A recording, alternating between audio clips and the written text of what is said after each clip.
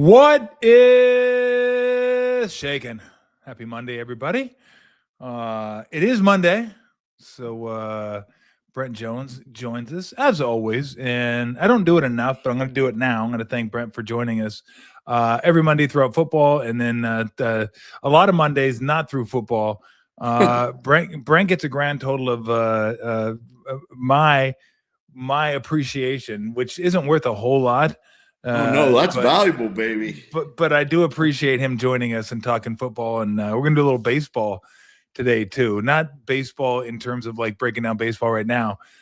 John Sterling, legendary Yankee broadcaster, passed away today at the age of 87. So we're gonna play some of his most notable home run calls because some of the nicknames he had were just incredible, and some of the calls he had was incredible. I remember thinking that this goes in New York, like they actually do this in New York, and they did, and it worked, and it was fantastic. So I want to thank Phil Work for being our sponsor.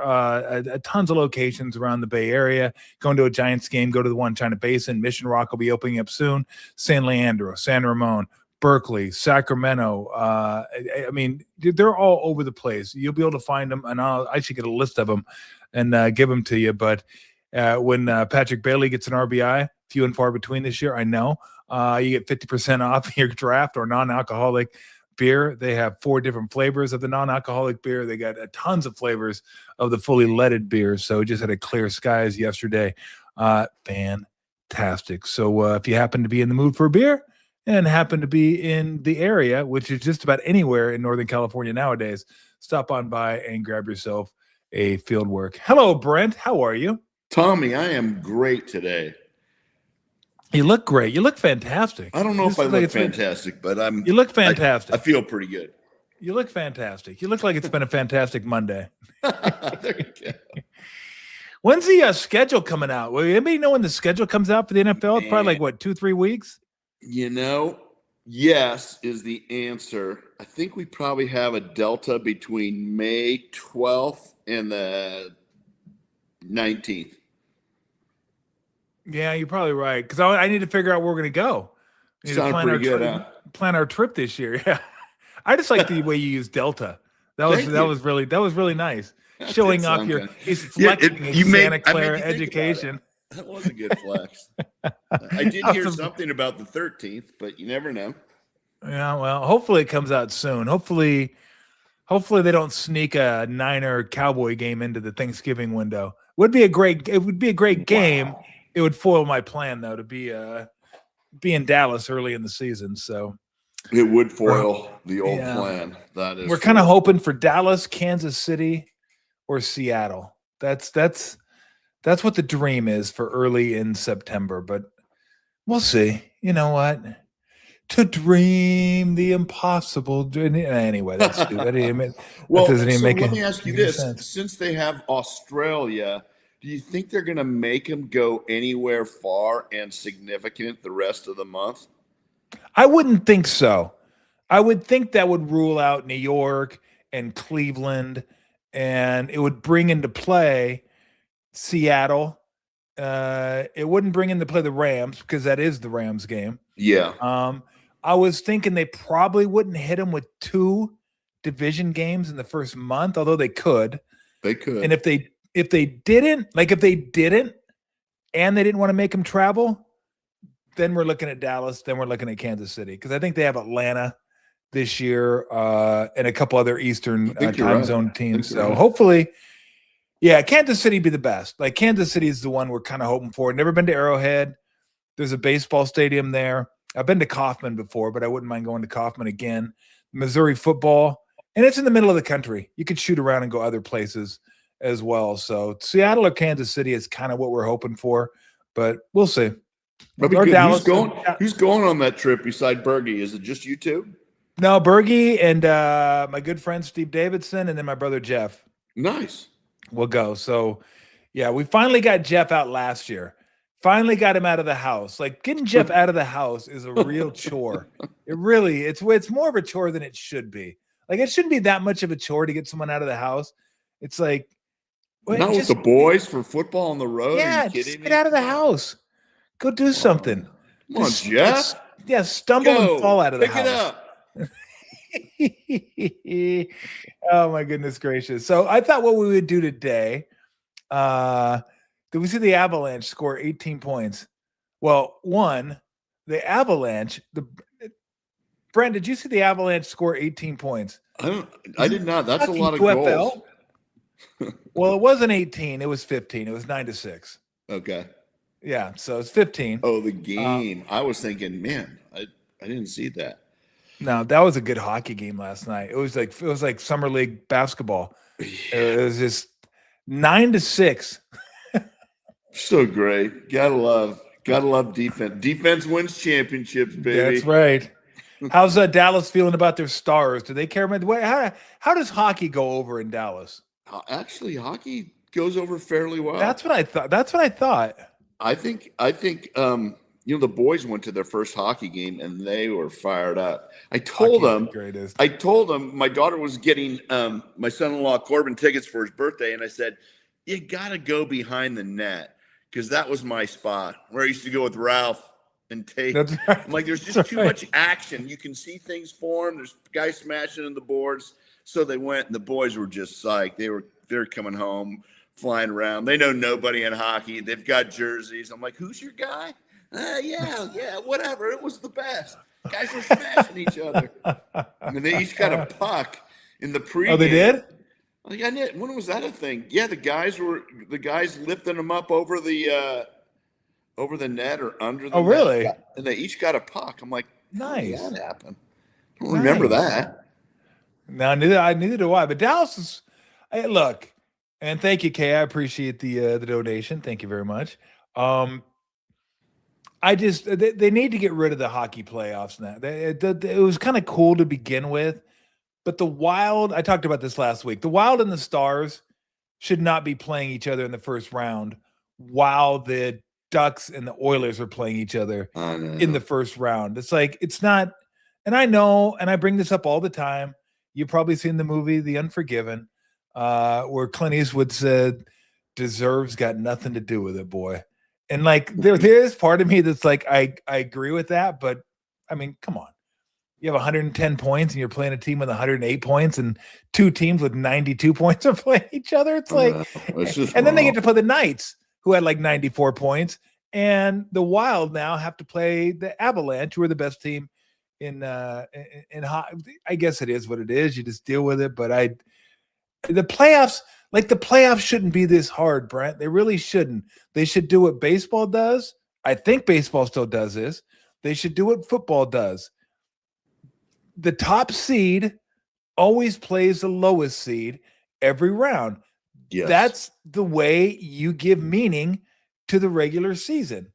Like the way the NBA does it. I know the NBA is not trying to fool us into believing that the regular season means anything. But I mean, you look right now, they already got the second round set. Detroit should get to play the 7th seed, which would be 1,000%. Not that they want to, because Philly's healthy now. They're better than the 7th seed, but New York's already locked into them. Why? Because the NBA has their playoff brackets. Yeah. I think I told the commissioner this one time, Brent. I said, look, this isn't the NCAA tournament. No one plays NBA brackets. Who's going to play NBA brackets? Okay, fill out your brackets. Nobody does that. Doesn't exist. And I know travel can get in the way and that kind of stuff, but still, best should play the first, worst every round. That's what the regular season means. You get the best record, you get a chance to play the worst team every single round until you get to the finals. It should be a no-brainer across the board in sports in general. And it isn't. Yeah, I know. And it's just dumb. It's just dumb. I agree. So go ahead. No, I was going to say, it's frustrating. Hey, did the Pistons comeback surprise you? Man, I was thinking that they were on the ropes and discombobulated, a week ago. Like, wow. I guess. Yeah. Well, let's not forget that Franz Wagner missed the last 2 games, and I think he was out. I think he got hurt his calf in Game 5. So he played. I think he partially played Game 5, and then came out, and then didn't play the rest of the series, and then Detroit went on to win. Now I'll give Detroit credit, but I mean, Orlando was handling them pretty well. Yeah, I was surprised. Yeah, Wagner's a big part of that team. Like he just makes them Good better. He's their, him and Banchero, he's their second best player. He's another huge body at 6'10" that can handle the ball and do things that are tough to contend with. So, and look, it is what it is. And that's the real problem I have with the NBA playoffs nowadays, is that these guys play less than they've ever played. They have the best training they've ever had. They have the best nutrition they've ever had. They have more knowledge about their bodies than they've ever had. Yet when it comes right down to it, Wagner gets hurt in the playoffs. Luka hasn't played yet. Durant was out in the playoffs. Reeves just got back in the playoffs. Anthony Edwards is out. DiVincenzo is out. Like Williams is out for OKC. It's hard to find teams now that are completely whole in the playoffs. And I don't remember that being the case growing up. Like when the Lakers and Celtics played, they were like, if they weren't healthy per se, the guys, they just played. There was no such thing as somebody's out for a playoff game. Yeah, it's frustrating because like this is like the best time of the year. If you're a basketball fan, this is what we wade through all the muck that is the regular season to get to this time of year, and then no one can play because they're hurt. It's like what are we doing? Like so what you're telling me is all the advantages they have now, and the sitting out and the technology we have to see how many miles you run and how much exertion or how much you've exerted during the course of a game, how much stress you're putting on your body, like all that stuff means crap because we're missing playoff games. So it's frustrating. That just brought up something, and I'm just thinking about it. Is technology wrong when it comes to athletics? Is technology wrong? Because to me, NBA and NFL, there's been more injuries the last 6, 7, 8 years than I can ever remember when it was a slog and guys played all the time. Yeah. And didn't have all this nuanced, new age measurement capabilities. Yeah. And how about pitching in baseball? I'm just wondering if technology is wrong when it comes to athletics. It very well, you know what? I never really thought about it in that way, but I do think sometimes, and I got caught up into this too. Like, I don't want to get into the whole COVID thing. That's just a road that I don't feel like I'm not as knowledgeable as I should be if I'm going to go down that road. But what I do know is when COVID came out, a lot of us got shots because we trusted the science. Well, what people don't understand, and maybe I kind of took for granted a little bit, was science is always changing. I mean, science is science because that's the information we have at that given time. Science changes because information changes. So we look back on that time now and go, maybe the science was wrong. Maybe we didn't have it right at that time. And maybe we'll look back on this time and say, you know what? Maybe they were wrong. Maybe technology was wrong. Maybe pitchers should have pitched even more. Maybe players should have played even more. Maybe they didn't play enough to build up calluses. So when something little happened, that it didn't put them in the shop for two months. My buddy brought this up today because I brought it up as well. And that I think there's so many players now that are finely tuned Ferraris that it's something small happens to them and they tweak something and they got to go into the shop. It's like, the car, and it's not like, oh, we can fix that. Give me a wrench and let me hit that. Like the old school. Let me boom, boom, boom, boom. Okay. You're good to go. We take off and we're good. Like, I think there were more pickup trucks back in the day than there are now. Way more pickup trucks. More Ferraris. But no, I think you bring up a good point that like the science we have now, a lot of the analytics health-wise is based off science. But again, science always changes. Like the numbers are, I always say this, the numbers are irrefutable, but numbers change. So they're going to be irrefutable, but they may not match the numbers of 2 months ago or 5 years ago, because the more information you get, the more numbers you get, the more things change. It doesn't mean science is wrong. I think science is right. But what we all have to understand is science changes. Science isn't static, it changes. So I think you bring up a good point in that you trust what you have available to you at the time. It doesn't mean it's right. It does. And yeah, I never saw science during two-a-days with pads on. I looked around for science and he wasn't there. And so for 5 weeks, we were beating the crap out of each other. And you know what? Injuries were few and far between. You'd have things, but you built up calluses. You built up some football playing strength. And I don't know what it is, but somehow the perfect fit body doesn't necessarily register in that vacuum of football. I totally agree, and I think it happens with basketball too. Kay says, "Well, we call Steve and get some Niner news." What are you talking about? Steve's like doing his private equity stuff. He did Niner news. I'll give what did. I saw Steve last week, and did you? What's he up to? He's got nothing. He's running around being Steve.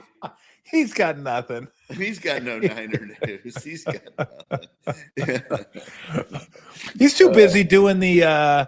And Steve's been doing it. I'll get Steve on one of these days and ask him, because I know he's pretty passionate about women's flag football now, because his girls were playing in high school, and he was like totally got into that, which is really, really cool. It'd be fun to have like him and Steph on at the same time, because I know Steph is totally into women's sports and advancing women's sports, and he has his girls, and he's doing all the other stuff with them. So, I mean, it's really kind of neat that they're having high school football or high school flag football, because you think about it, you just don't think about girls playing football, specifically tackle football. But now that flag football has kind of opened up a whole new world, I'm sure there's a lot of girls out there like, I'd love to play, but there just never was an avenue for me to play. I mean, your girls played soccer. I bet you your girls might have played flag football. Oh my gosh, available. They would have. Yes, they would have 1,000%. It's I got to say, it's pretty cool to watch.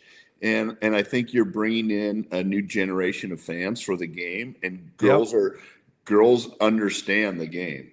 There's plenty of girls and women that I've spoken with that know what's going on. Like it's not the 1980s anymore. I mean, it's great. I think it's great for them. I think it's great for the game. Hey, just talking about seeing Steve last week, it reminded me of something. We actually flew out to Stanford to hear Edwin Moses. Edwin Moses, a former high hurdler? Yes, freaking stud. Really? Like, it was unbelievable. Yeah. One of the professors at Stanford is a friend of mine, Joe DeSimone, and they had this, and they were talking about success and sustainability. How do you continue to do it? And you're kind of getting inside Edwin's head. What was his preparation like? How was his structure before he was running? He kind of came to track later in his life, and it's super interesting. But what a freaking stud!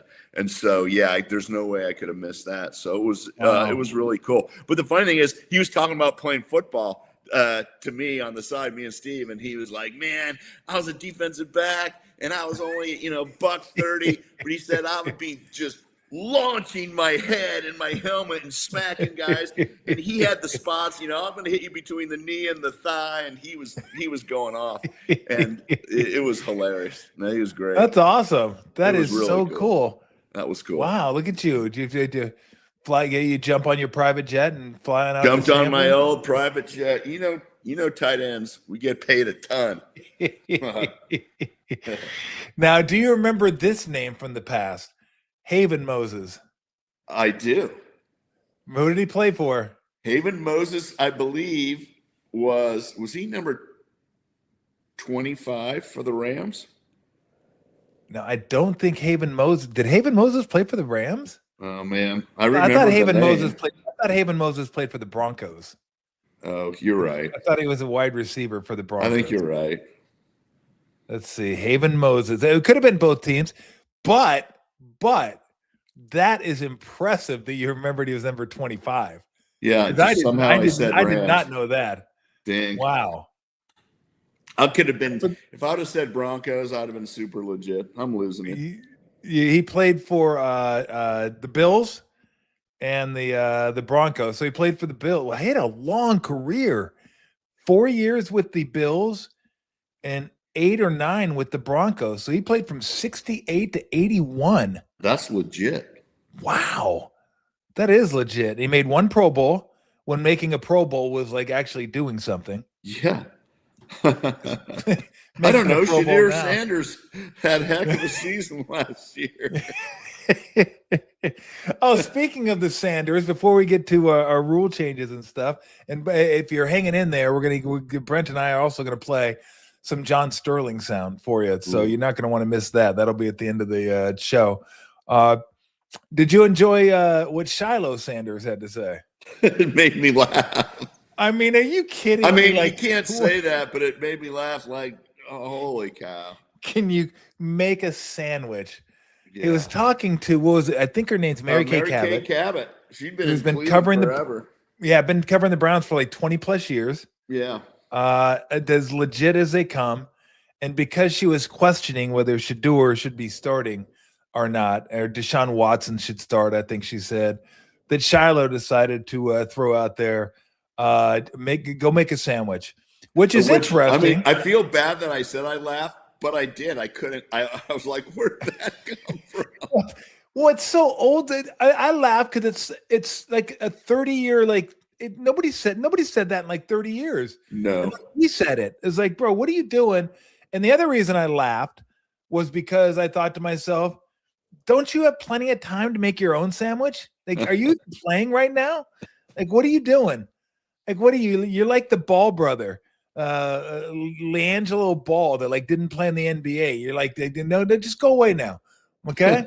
And let Lonzo do his thing, LaMelo do his thing. Just go do your thing. Nobody cares about you right now. And like the fact that Shiloh said make a sandwich, it's like, bro, you got plenty of time to make your own sandwich. So why don't you go do that for yourself? Like I'm sorry. Like I don't hold. Well, maybe I do. Nah, I don't have any ill will towards Shadur. I don't want to pull for him. Like a guy like that, there's certain guys I don't really care one way or the other. He makes it awfully hard for people to want to root for him because he's such an ass, and his brother didn't make it any easier for him either. Just let him have his own career. We don't need you speaking up for him. Speaking of guys it's hard to root for, what about Diego going to Baltimore? You rooting for him? No. No. I want to root for him. Like, I mean, he's an underdog. I want to root for, like, just I want to root for a guy. Thoughtful, humble underdog, and you got way more people in your corner. It's just, I mean, I guess you are who you are. Maybe that helps him get to where he was. But yeah, I'm just like, I want to see him go out there and just get destroyed. Just absolutely destroyed. Absolutely. And just like, somebody had a pretty funny comment on Twitter. They said I'm going to paraphrase a joke, and I'm going to probably ruin the joke, but it's a pretty good joke. They said it was kind of rude of the Baltimore Ravens to invite him to mini camp, not regular camp. I saw that. Now that I did laugh out loud. I did laugh out loud at. It's like, bro, just make it easy on people to want to like pull for you and root for you, and maybe they don't care. Again, it's a whole social media age too. Like, I don't think that helps. I don't think that helps people. Like, look at this guy. Wait, is he on a ladder to get under the I was thinking the same thing. Like, he needed to climb up to take the snap. Whatever. Whatever. I mean, he maybe he'll be in the league. Maybe he won't. Maybe he'll have the last laugh. Maybe he won't. I don't care. You know, let's put talent aside. Okay. It's not like the Ravens have a plethora of quarterbacks, but except for one, you almost can't afford to have him on the team because he's going to say or do something stupid that's a major distraction during the season. Like, you'd almost have to lock him down, put tape over his mouth, and say, okay, if you're on the team, you have to wear this tape over your mouth every day. Because you're going to say something stupid. They could get him that tape. You know what I saw this weekend? It's tape that you put over your mouth when you sleep. Have you heard of this tape? No. What, so you can't breathe? No, so it forces you to breathe out of your nose. Come on. So I guess for mouth breathers, which I think I am. I think I sleep at night with my mouth open, although I've not videoed myself, so I'm not positive. But it forces you to breathe out of your nose. I thought it was kind of the worst name I'd seen for a product, but I think it's the best name. They call it hostage tape. That sounds Which I was like, wow, seems kind of hard. I go, that seems kind of harsh.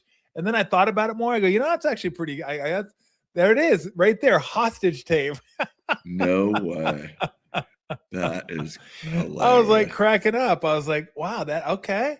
Hostage tape. I kind of like it. I always laugh at like that. Breathe right. That was Jerry's big deal. I used to that was on the nose. I wore those. Band-Aid on your nose isn't going to help you.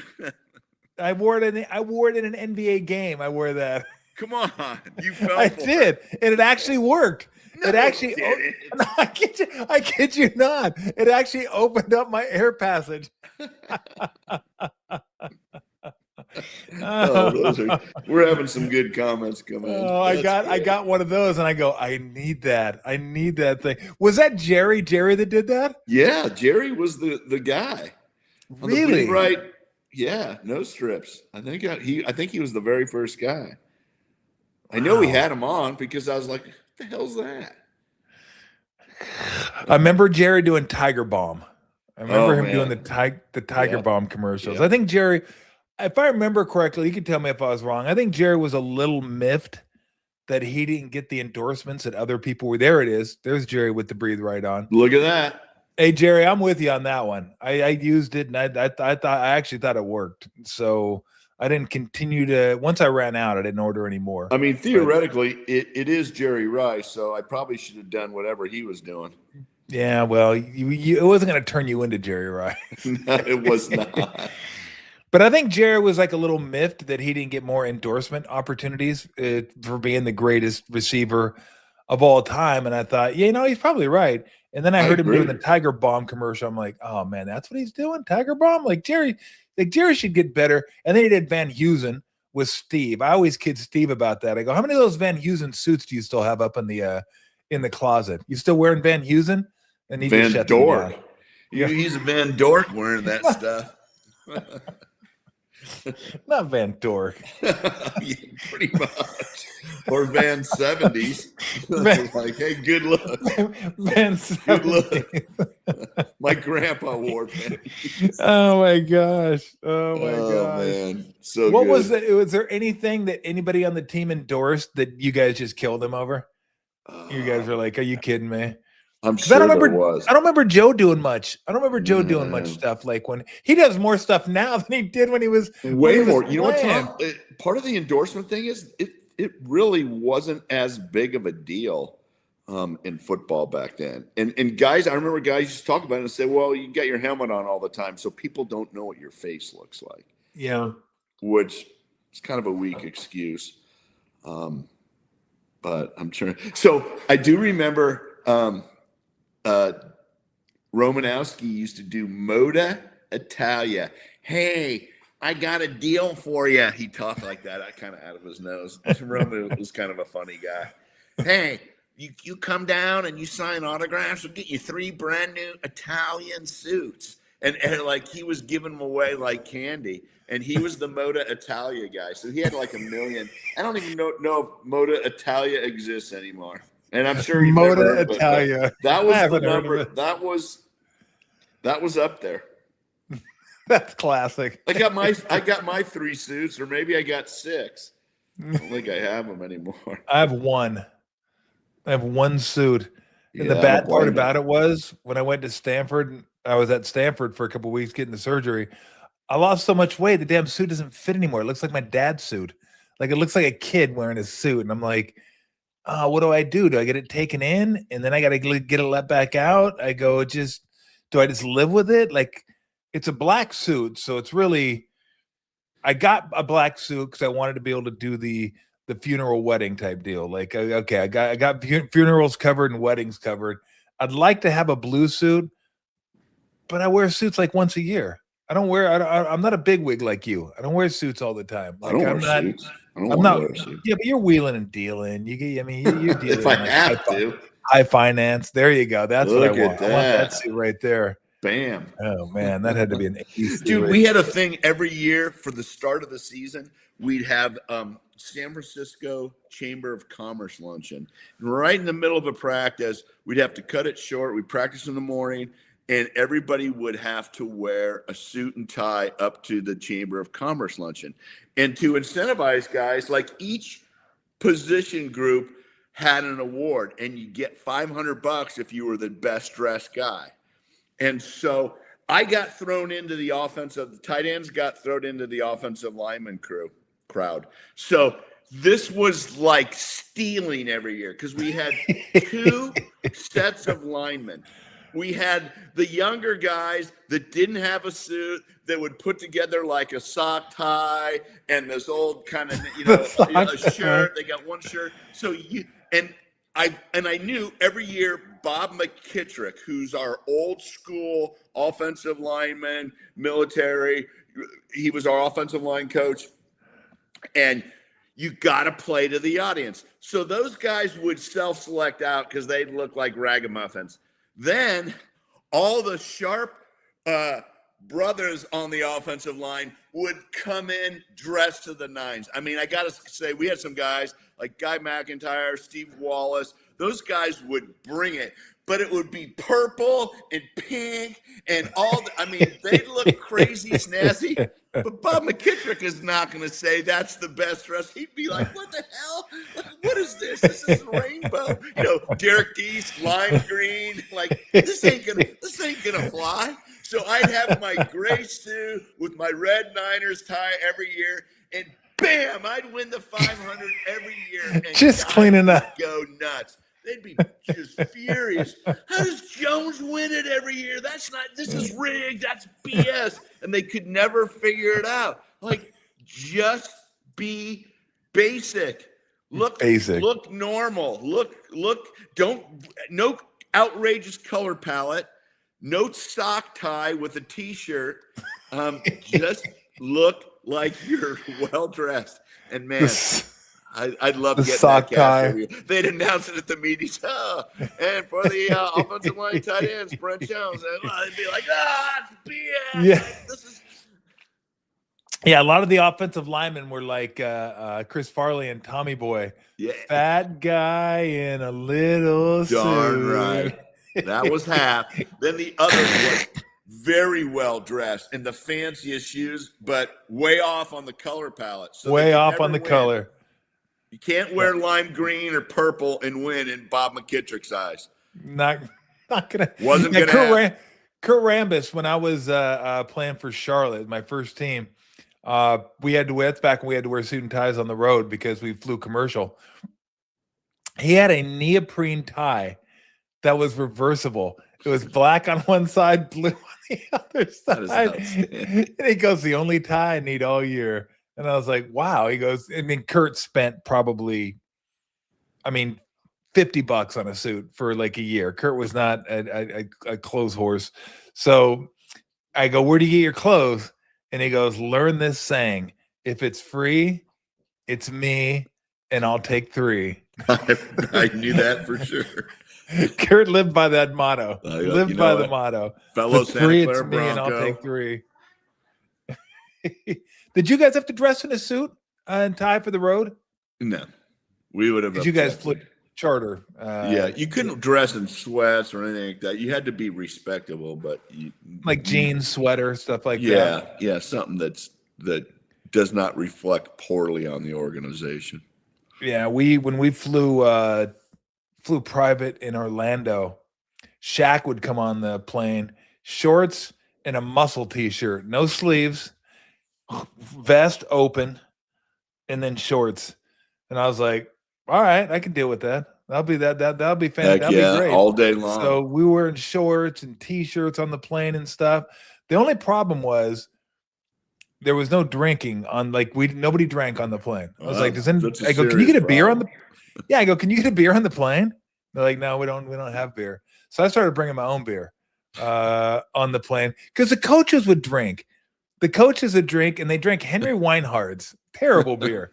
But Matty Gukas would bring like Henry Weinhard's, put it in a cooler, and then they were in the very back of the plane, the coaches, and the door would shut. So they'd shut the door, and he'd come out occasionally, or he'd come out after the flight landed, and after they picked me up, Scott Skiles, myself, Jeff Turner, Steve Kerr would play cards, have a couple beers while we're playing cards, and we'd leave the beer bottles on the table for the flight attendants, stewardesses back in the day. I'm still not so sure what's wrong with the word stewardess. I got to be honest with you. I haven't quite figured that one out.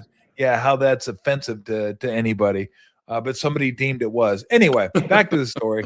So we'd leave the bottles of beer to be picked up by the staff, and Matty Gukas would leave the room and he'd walk out and he'd see the beer bottles there. So I guess he asked Scott Skiles one trip. He said, "Hey, when did you guys start drinking beers on the plane?"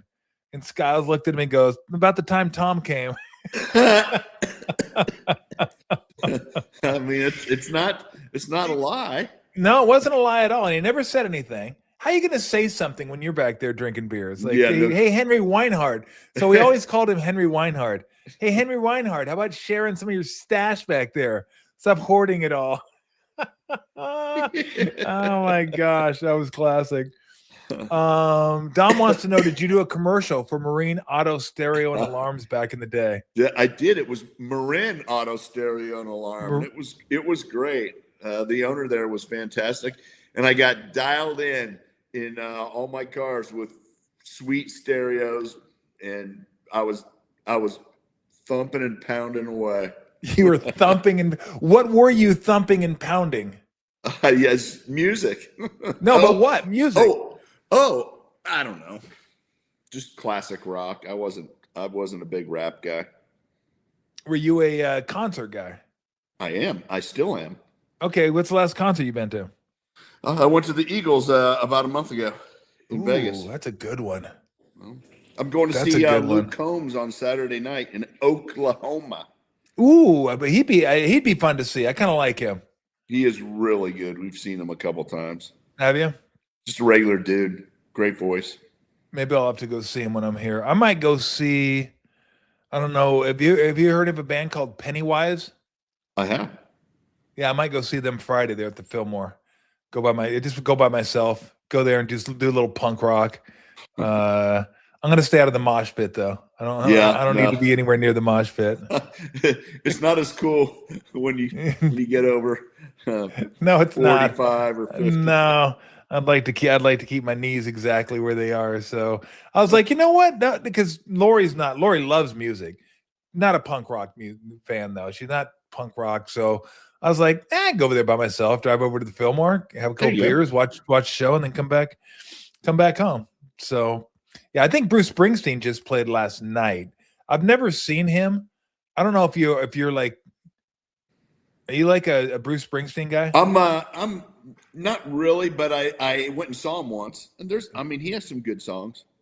I think his older stuff is more the stuff that I knew. Yeah, I could go see him. I don't know if I'd need 4 hours of Springsteen. Is this a commercial? We found we found the Brent Jones commercial. Come on, go ahead. I hope I'm stereo and alarm. Hey, Brent Jones, 49er All-Pro tight end. Yeah? Where's the best place for car stereo? Marine Auto Stereo and Alarm. And cellular phones? Easy. Love my Marine jersey. Auto Stereo and Alarm. Who has the best service and installation? Come on, Marine Auto Stereo and Alarm. Hey, Brent, catch this. Get mobilized with TTE MobileNet at Marine Auto Stereo and Alarm. Hi, Mom. Marin Auto Stereo and Alarm. Quality you that is so dorky, it's good. Outstanding. Hi, Mom. This. Get mobilized with TTE MobileNet at Marin Auto Stereo. All right, I don't know you guys. That was a setup. You guys are deking me. That's awesome. That's back when mobile phones were like, they were like the Gordon Gekko satellite phones. Bricks, baby. The absolute bricks. But you were the man if you had one, you were the man because nobody else had one. You were kind of the man, yeah. That's true. I remember that. That was a big deal. Yeah. I'm glad we found that. That's incredible. That is an incredible pull right there. Incredible pull. All right, so I asked you out there. All right, you ready to give us some NFL changes? Yeah, I've asked you. So I asked Brent what rule changes he would like to see. I figured there's not a whole lot going on right now in the league. And when there is, we'll get to that. But I figured what rule changes would we like to see in the NFL? And anybody that wants to throw their 2 cents in there, please do. So I asked Brent, like, come up with a couple. I couldn't come up with a lot, but I did come up with a couple that I'm curious to get your thoughts on. I wonder if we're gonna cross pollinate because we might. Go ahead. So what do you got? I need to have pass interference reviewable. Oh. How about that? I can't go with you on that. And we tried that. We didn't the NFL try that, and it was just an abject failure. But this is gonna staple on to the rest of my issue. We have 1 minute. I want the clock going. 1 minute to review a play and get back to the field. It's so obvious so many times, and these morons are looking at multiple angles, and it's like, we already saw it was a catch. Can we freaking get back to the game? So I want pass interference reviewable for sure. Within 1 minute. Every review, 1 minute. Now, so I'm not going to be with you on the pass interference. Oh man, that's good controversy. I think there's too many variables in pass interference, and I think it's tough enough to call it. And I don't think they're going to be able to do it within a minute. I think to me, it's just one more thing for these guys to screw up, and they can screw up enough already. So but the minute, I'm with you on the minute. Let me see if you are down with this. This is one that my buddies came up with. And I don't know if I agree with it or not, but it's interesting. Okay. They want to go with pass interference being a 15-yard penalty, period. No more 40-yard pass interferences or 30-yard pass interferences. Make every pass interference 15 yards like they do in college football. What are your feelings on that? So, in theory, I like it, but in crucial situations when teams are having they're on their own 20 and there's 30 seconds left, wouldn't you just pass interfere every guy?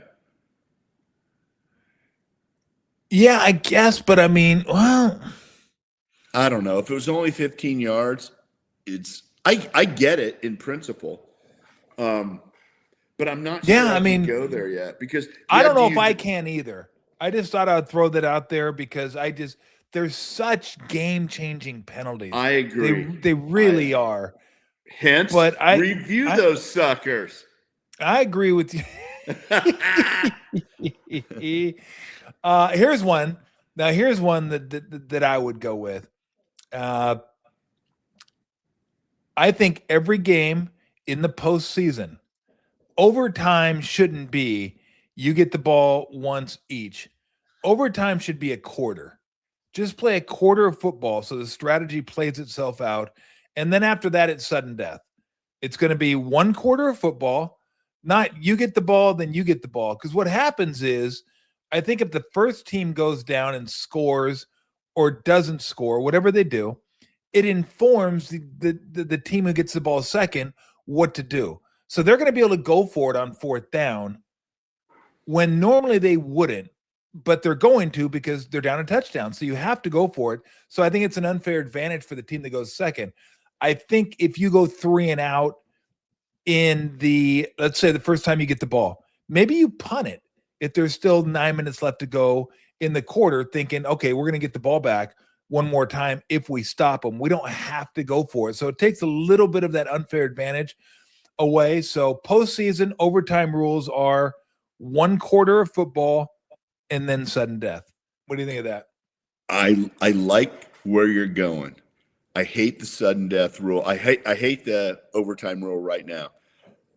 Mine was going to be, and this was one of mine, I want the college game for the NFL. I want the ball on the 20 or the 25, and I might tweak it and say no field goals allowed. I want somebody to score a touchdown and win the game. Okay. I'm gonna have to disappoint you and not go with you on that one either. Well, because it's a little bit too much like the shootout in hockey. It's a little bit too much like penalty kicks in soccer, like at the end of a game. Or like, I just feel like I want the game to be as much like a regular game as possible. Now, at some point, it's not going to be a regular game.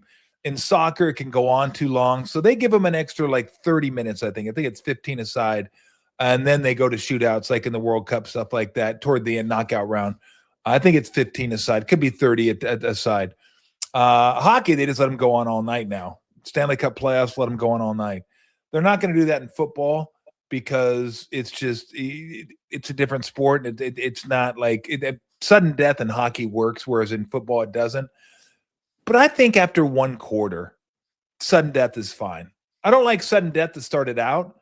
I don't mind sudden death after you play a quarter of football. Because I think most times, Brent, after a quarter of football, you're probably going to have a winner. A full quarter?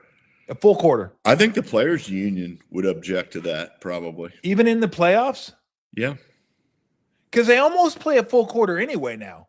Because when both that is true. Ball, they almost they do. probably play 8-9 minutes sometimes. You don't like the college. Minutes. You don't like college overtime. Again, it's you not. You think it's not authentic to the game? Yes, exactly. Okay. It's like a shootout in hockey. It's like a shootout in hockey. But just remember, you're looking at it from a player's perspective. Players don't matter anymore. It's all about TV ratings. I know. That's why all those overtimes exist exactly how they do. The only real authentic overtime is baseball. You're going to keep playing till somebody wins. We're not going to bifurcate the real game into a made-for-TV event. No, I get it. And bifurcate? I mean, you're really flexing Santa Clara today. I am. You are really flexing. All the words I know in one podcast. Really flexing Santa Clara. All right, what else you got? You got anything else? No, you know what? There was a part of me that it would upset the game, but I hate hard-fought games, coming down to a field goal. Now our field goal kickers are so good. I mean, 60 and in you got a 50% chance of making that. Yeah. So I was wondering if there was a way to de-emphasize field goals at a certain point, make them worth less in the fourth quarter, or say you can't kick field goals in the fourth quarter. But I was kind of messing with it. I know it's a little out there, but the game, it's too easy to make a field goal. In the olden days, it was not that easy. Yeah. The game wasn't created to make 60-yard field goals to win games. And I mean, that's a great accomplishment, but it's just too easy nowadays. Two things, because I was thinking about this. Two things that I think you can do. Make the ball different than a normal game ball, or use a normal game ball. Like make the ball different to where it doesn't go as far as it has. Maybe like a golf ball, where you take you de-juice it. But here's Great the other ball. one. Because people don't realize the difference between a ball just coming out of the box and a kicking ball is probably 12 yards. Yeah. Maybe more. Or what if we narrow the goalposts? In the just fourth make it quarter. It's collapsible. Okay. What about if we spin it where it goes around and around? Even better. Oh, it's right down the middle. Doink! Oh no, they got it. So I think the ball could be changed, or the width of the goalpost. Like we can, Because remember the old college goalposts that used to be like 80 yards wide? Like, how could you even miss this? Yeah. Those were like high school. It's like, these things are so wide. It's so wide. It's like, good Lord. You could kick a south wind motorhome through those things, like let alone a football. So to me, the kicking has got to the point where we're seriously talking about guys making a 70-yard field goal. Yeah, I mean, that's not what we need in football. No. We need more football, less kickers is what we need. So I'm with you on that. Whatever we can do to de-emphasize kicking is going to be better for the sport. I agree. It just is. More going for it on fourth down, hopefully. Somebody said there was a rule in the UFL. I wouldn't know because I don't follow the UFL, that you can't punt once you cross the 50. Like, you have to go for it. I like that. That was kind of interesting. It's an interesting. I kind of like that one. This is one that our guy Bergie brought up that I'd heard before. Instead of having an onside kick, have a 4th and 15 at your own 20. And if you pick it up, you keep the ball. If you don't, they get the ball right where it is. So they're going to be in field goal range already. I kind of like that because the onside kick, nobody ever gets onside kicks anymore. I don't mind it. 4th and 15, though, that's convertible. 4th and 20, 4th and 18. Yeah, maybe 4th and 20. The other, it's funny that you mentioned that. The new stupid rule where you have to say, excuse me, we're going to have an onside kick. We're going to kick an onside kick.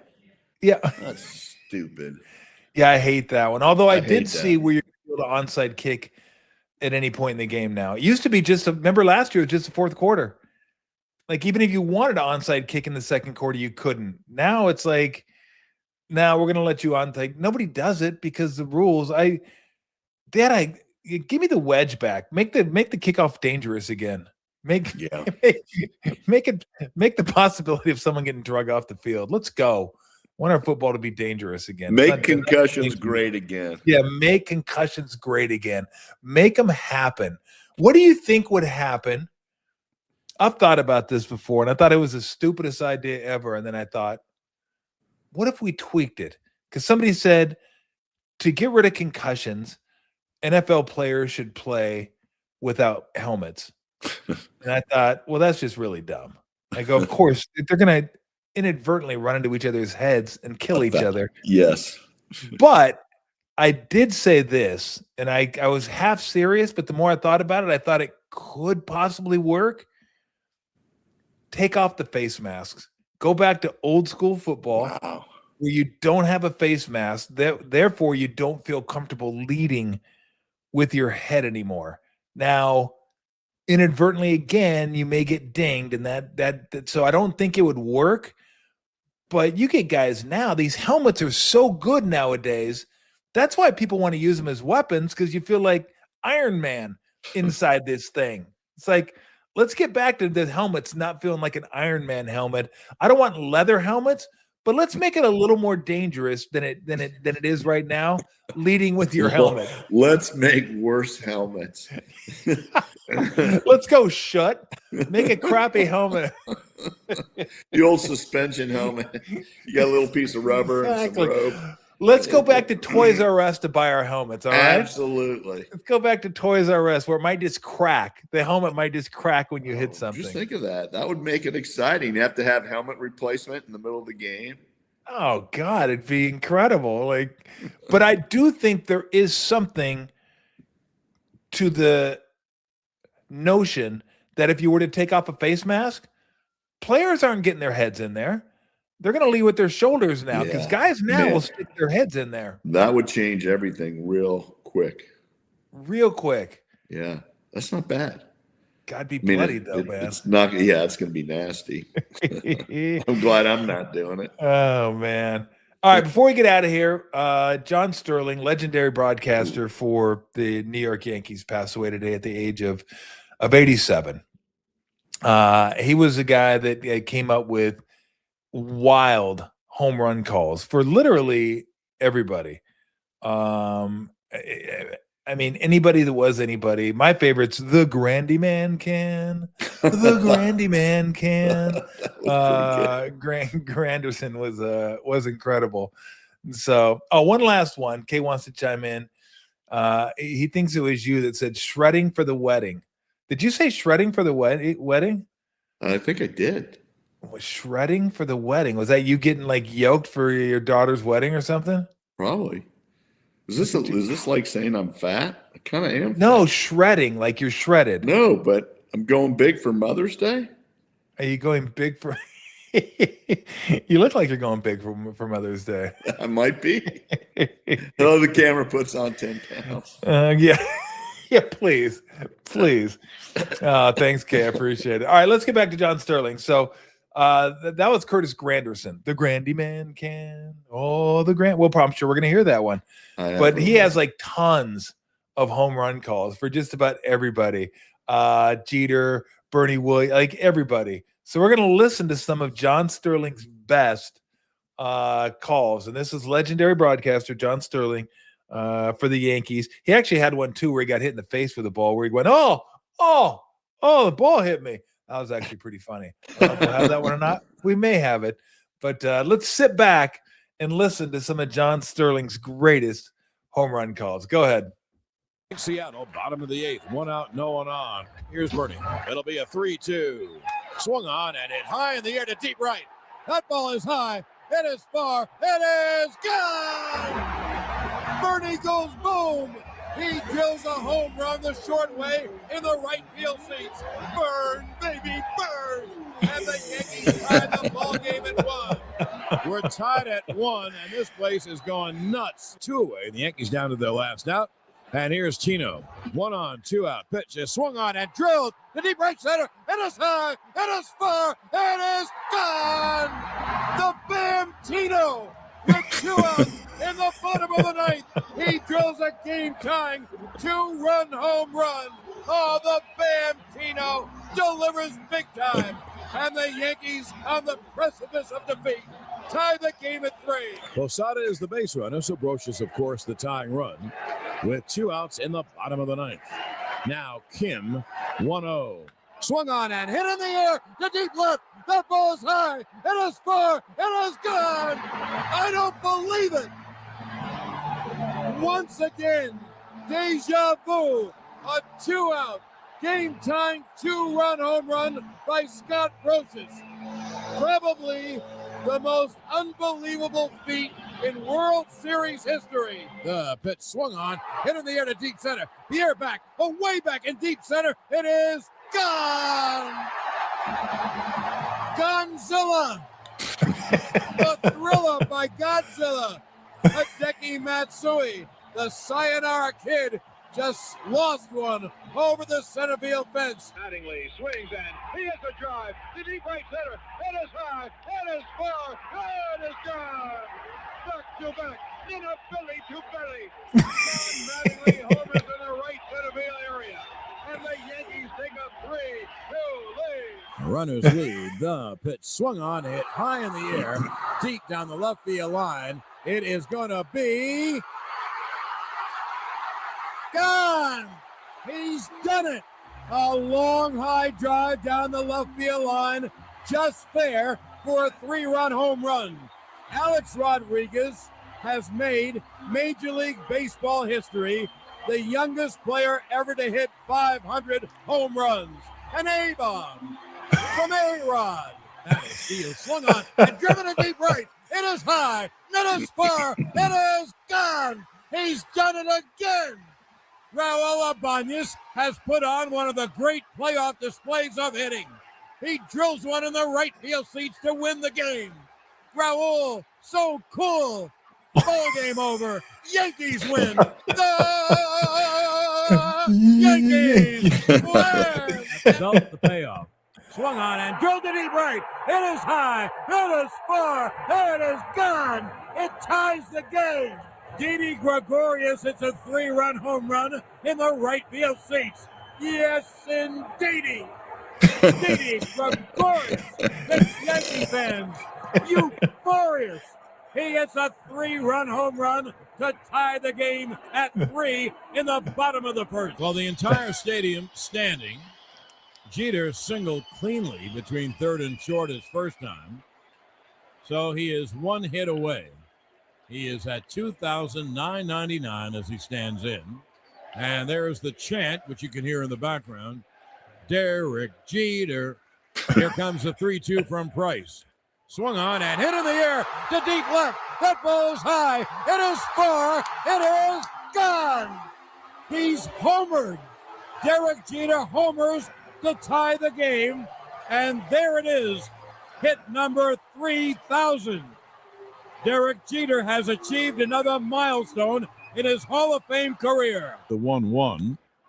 Swung on. There it goes. Deep left. It is high. It is far. It is gone. Number 62 to set the new American League record. Aaron Judge hits his 62nd. All the Yankees out of the dugout to greet him. Just think of it. 3 Yankee right fielders. The Babe hitting 60 and 27. The Jolly Roger hitting 61 and 61. And now Aaron Judge hits his 62nd home run, the most home runs any American leaguer has hit in a single season. And the American League has been alive for 120 years. Well, that was, I got to say, that was a little, like, we have more of him. Like, we need more nicknames is what we need. We got some of the great home run calls of his career, but let's say if we got nicknames. I mean, we got no nicknames. We got like 4 nicknames. Well, we get the 4 wasn't bad. Some of those were momentous occasions where he couldn't be screwing around. Nah, but you got to. I want to screw around. I don't need momentous occasions. I've seen the momentous occasions. That was pretty cool by Jeter, though, having his 3,000th hit be a home run. Yeah, for sure. And I think the last of his career might have got a single too. But yeah, we missed the Grandy man. The Grandy man can.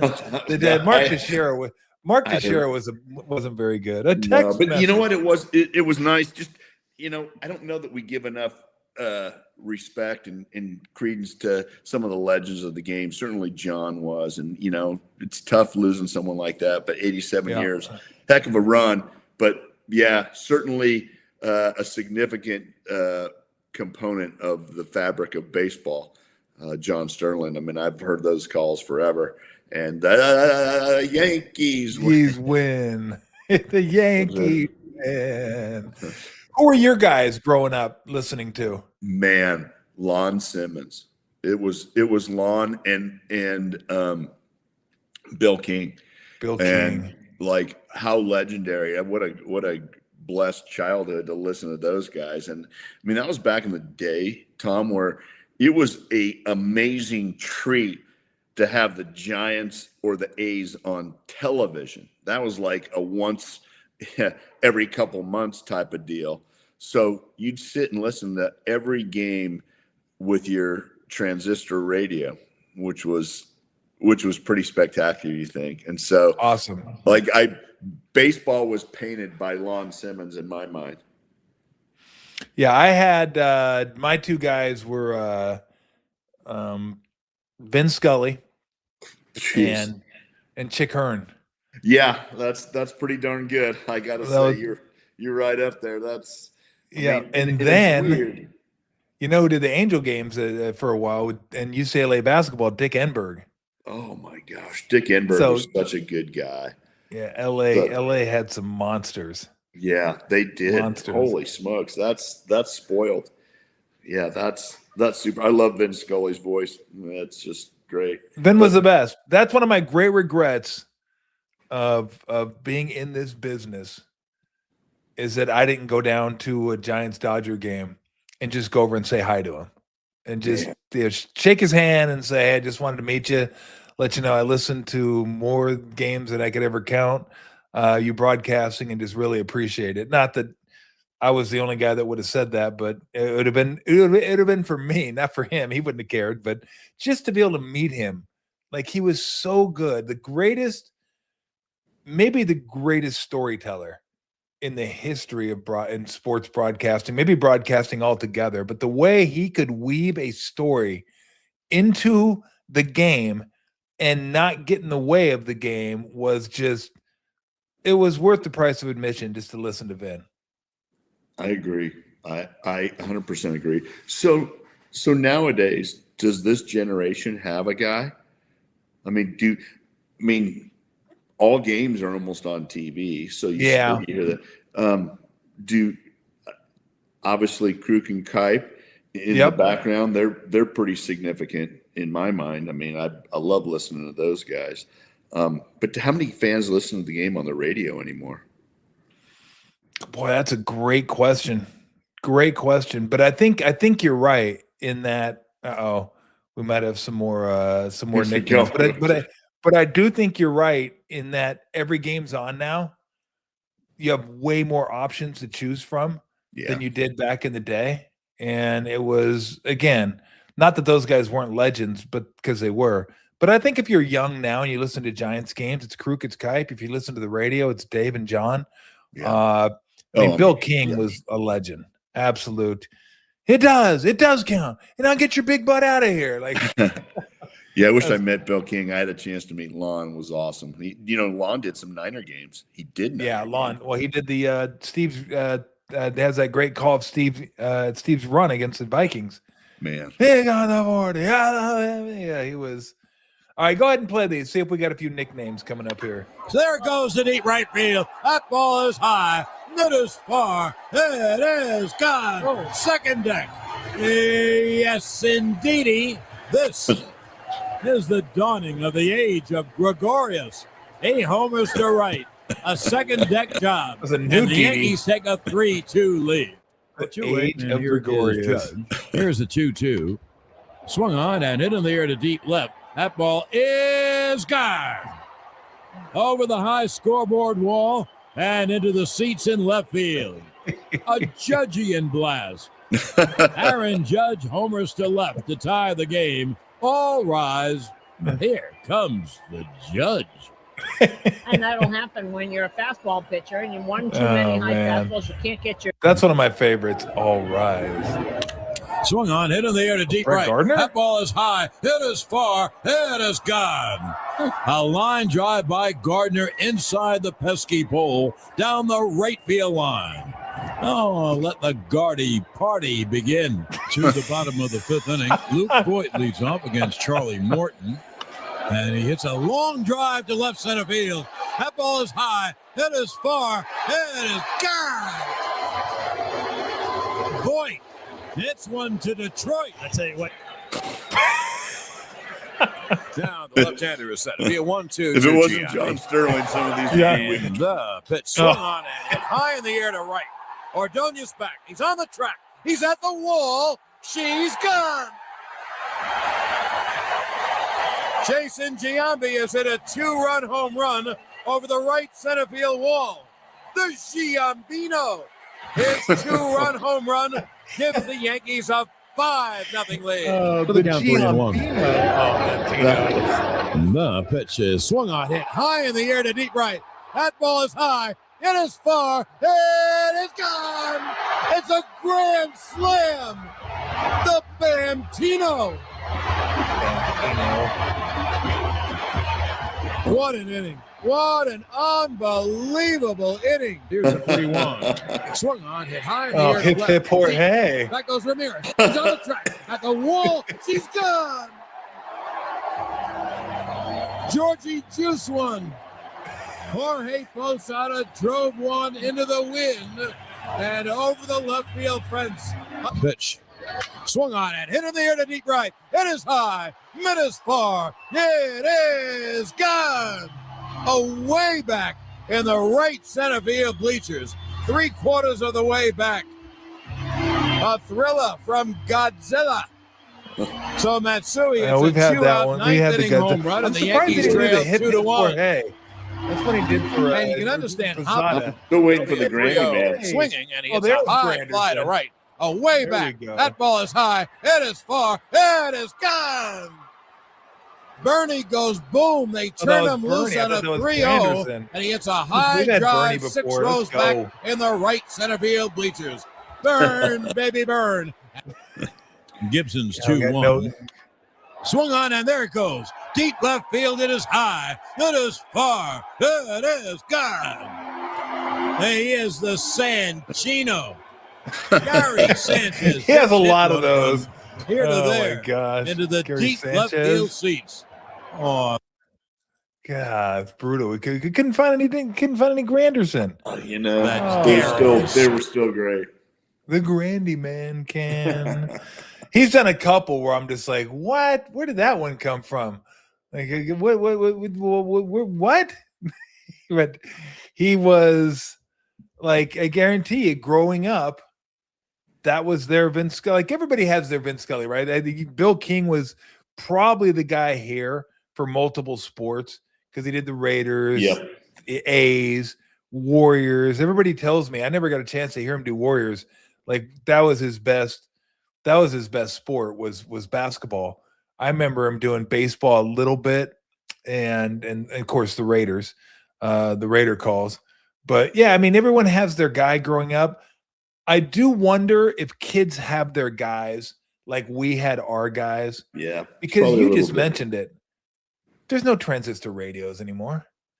Like nobody's breaking out their transistor radio like at night, going to bed under the covers. One of the reasons because kids go to bed so late now. What the hell ever happened to going to bed at 8:00? Like, seriously. I told my granddaughter, she's 6. She goes to bed, like sometimes she'll be in bed about like 9:30, 9:45. I'm like, what are you doing up? I was like, now this may be extreme, but when I was 15 years old, I was a freshman in high school. I was a young high school freshman. Well, I was young the whole way through. I graduated when I was 17. Wow. I was 15. I went to bed at 9. When I was 15, 9:00, bedtime. That was it. I didn't get to stay up.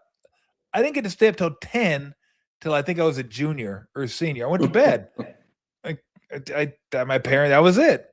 Now it's like kids are like 5th grade staying up till like 10:00. I'm like, what is going on? Whatever happened to get into bed early? What time did you have to go to bed when you were growing up? You know, it's funny. My parents laughed. Me and my brother were wiped out at the end of the day. We put ourselves to bed. So 9:00 was probably my bedtime. Was it? And I didn't really have a bedtime because I was tired. So I've never been a huge late night guy. So there's no way I was staying up till 10 or 11. Maybe 9:30 at the latest. Yeah. I was 9 because I had to. But I also had during basketball season, we had practice at 6:30 in the morning. See, that's the deal.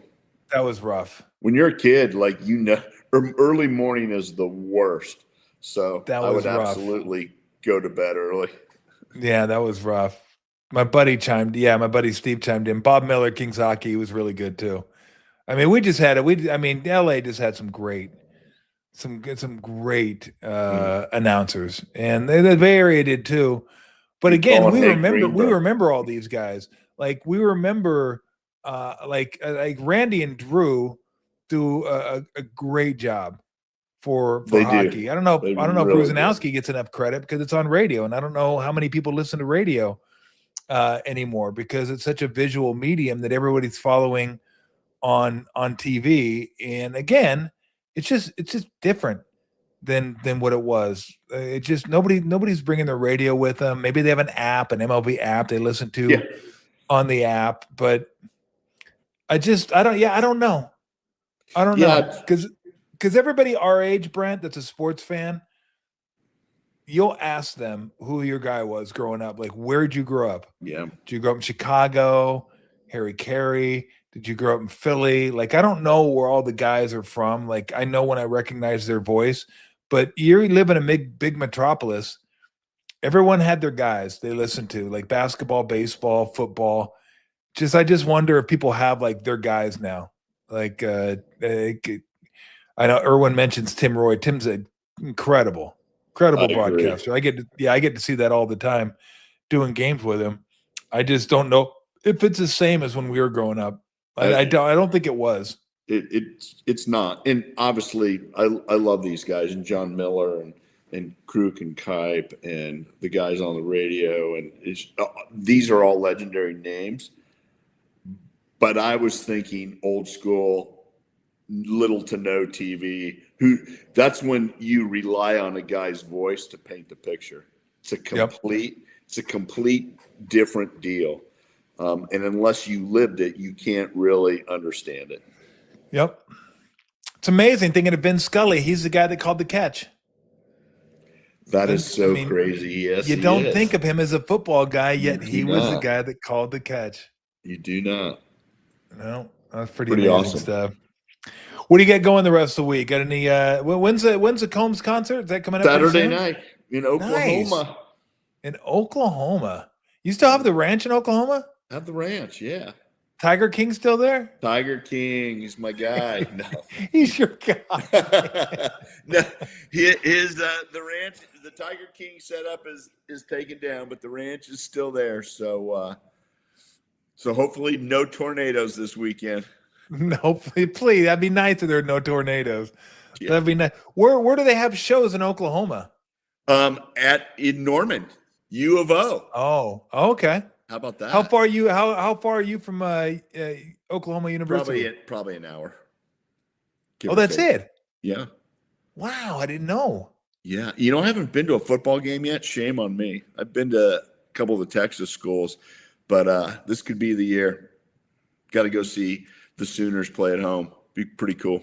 Got a pretty good SEC schedule. Yeah, baby. Get over there. Get over there for a little Brent Venables football. Little Brent Venables, University of Oklahoma football.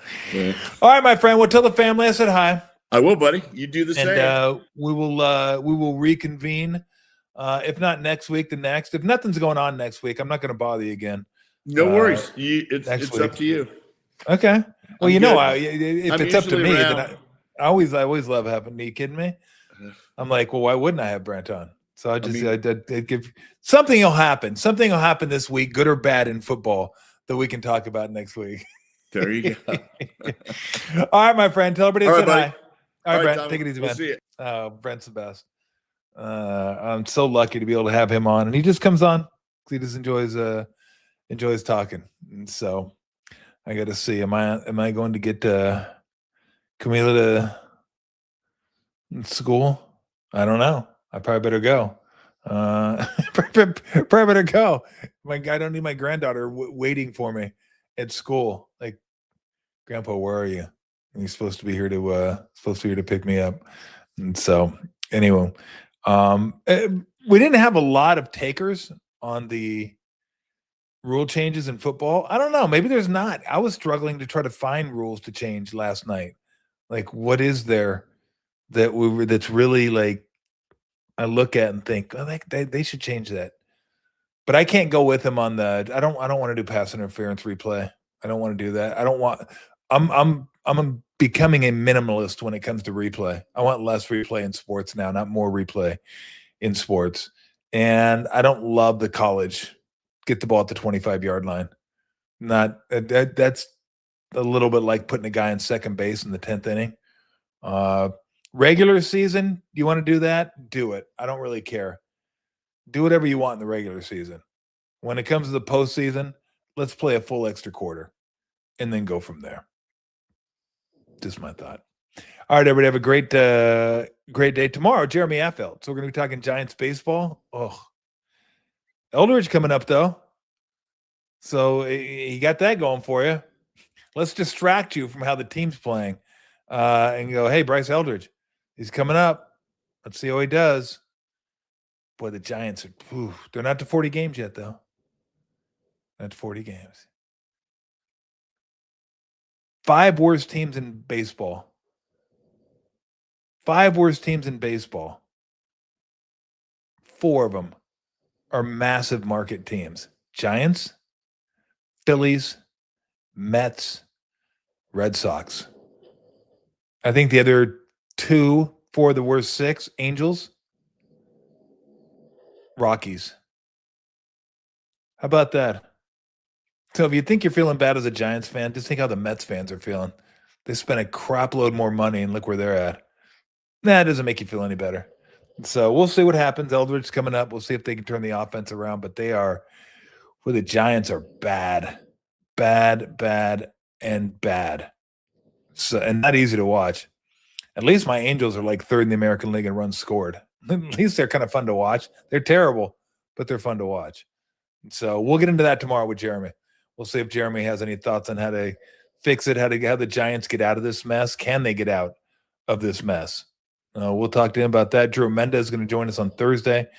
We'll talk a little Stanley Cup playoffs. We'll talk Sharks recap.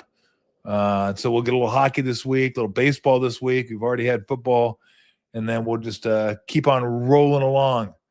And I didn't talk about the Derby last Friday. I was like, God, I didn't even get to the Derby. I didn't really handicap it, so I didn't really have much for you. But Derby is always pretty good stuff. So I probably won't get into it, though, because I don't know how many horse racing fans we have in these parts. But we'll be back tomorrow with Jeremy Affelt. So join us in, if you so desire. See you guys. And remember this, Tommy T, cash and tickets is what it's all about.